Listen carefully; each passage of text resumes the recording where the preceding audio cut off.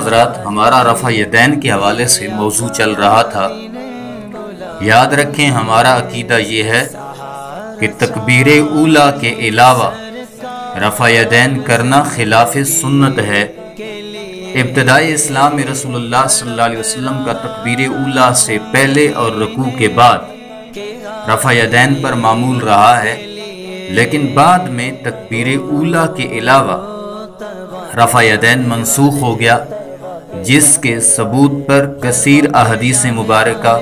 सहाबा कराम अलैहिम रिदवान के अक़वाल व अफ़आल मौजूद हैं। लेकिन सारे दलाइल होने के बावजूद एक ख़ास तबका वो है कि जो अपने आप को अहले हदीस कहलवाता है, वो शब व रोज़ सादा तबीयत लोगों को और जो लोग इल्म दीन से दूर हैं उनको वरगलाने की कोशिश करता है और उनको बुखारी और मुस्लिम की एक हदीस बयान करके रफ़ा यदैन करने पर मजबूर करता है। आज हम वो उनकी पेश करदा हदीस और फिर उस पर आगे इसी मौजू पर कुछ गुफ्तगू करेंगे। वो जो लोगों को हदीस बयान करते हैं और रफ़ा यदैन पर दलील पेश करते हैं, उसका मफ़हूम क्या है कि बेशक रसूलुल्लाह सल्लल्लाहु अलैहि वसल्लम रफ़ा यदैन करते थे जब नमाज शुरू फरमाते और जब रुकू के लिए तकबीर फरमाते और जब रुकू से सर उठाते थे तब भी इसी तरह रफ़ा यदैन करते थे। तो अब ये चूँकि हदीस बुखारी और मुस्लिम के अंदर है और ये बात हम भी मानते हैं कि ये नहायत सहीउल अस्नाद है, यानी इसकी सनद में भी कोई मसला नहीं है, तो अब रफ़ा यदैन रकू के वक़्त भी उन्होंने साबित किया कि हुजूर रकू पर जाते हुए भी रफ़ा यदैन करते थे और फिर रकू के बाद भी रफ़ा यदैन करते थे। तो अब ये हदीस पेश करके वो लोगों को वरगलाते हैं। याद रखें, इस हदीस में ये जिक्र तो है कि हुजूर रफ़ा यदैन करते थे, मगर ये जिक्र नहीं कि आखिर वक़्त तक हुजूर का ये फेल शरीफ रहा है। हम ये तो बात हम भी कहते हैं कि रफ़ा यदैन इब्तिदाए इस्लाम में था, बाद में मनसूख हो गया,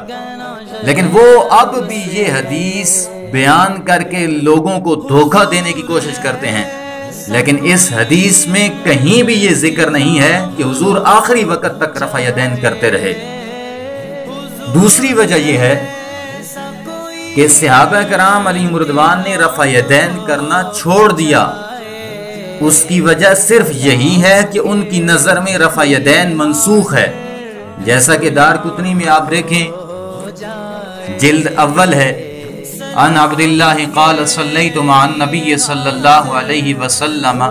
मा अबी बकर रदियल्लाहु अन्हु व मा उमर रदियल्लाहु अन्हु फलम यरफ़ऊ ऐदियहुम इल्ला इंद तकबीरतिल ऊला फी इफ्तिताहिस सलाह। हज़रत अब्दुल्लाह बिन मसूद रदियल्लाहु ताला अन्हु फरमाते हैं कि मैंने रसूलुल्लाह सल्लल्लाहु अलैहि वसल्लम और हज़रत अबू बकर सिद्दीक़ रदियल्लाहु ताला अन्हु और हज़रत उमर फ़ारूक रदियल्लाहु ताला अन्हु के साथ नमाज अदा की,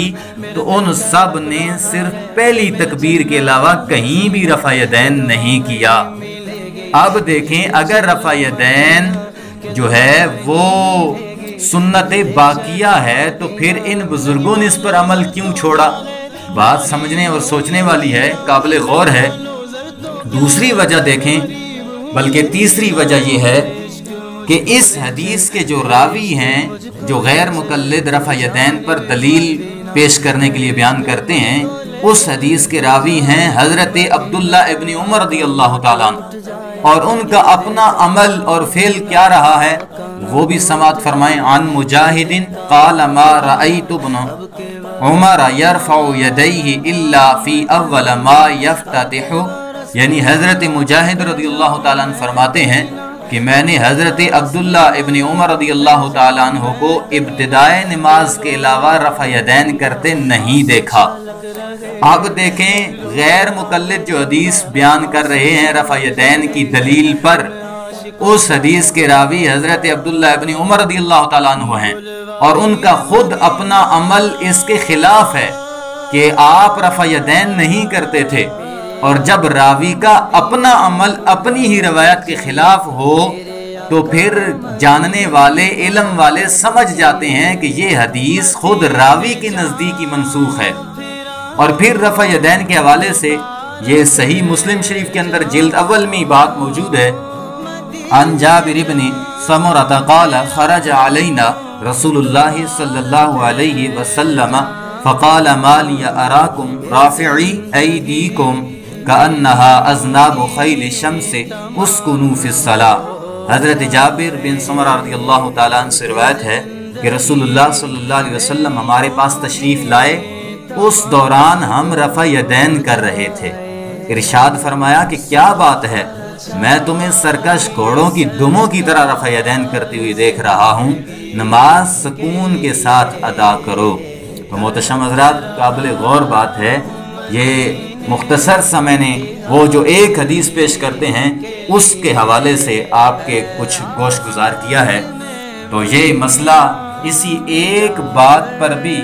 روز روشن کی طرح واضح ہو گیا ہے کہ نماز میں تکبیر تحریمہ کے علاوہ رفع یدین کرنا ناجائز و ممنوع ہے۔ اور پھر میں یہ پہلے بھی عرض کر چکا ہوں کہ ابتدائے اسلام میں رسول اللہ صلی اللہ علیہ وسلم کا یہ معمول رہا ہے کہ آپ رفع یدین کرتے تھے، لیکن بعد میں یہ منسوخ ہو گیا، اور اس پر صحابہ کرام کے اقوال و افعال جو ہے وہ موجود ہیں، اور بزرگان دین کا بھی اسی پر عمل رہا ہے کہ انہوں نے کبھی رفع یدین نہیں کیا، ترک کر دیا تھا۔ لیکن اس کے باوجود غیر مقلدین حضرات ابھی تک منسوخ شدہ احادیث و روایات پر کاربند ہیں،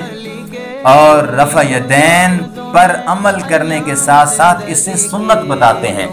جو کہ احادیث و اقوال صحابہ اور علماء امت کے خلاف ہے۔ تو رب کائنات جل جلالہ ہمیں ہدایت نصیب فرمائے۔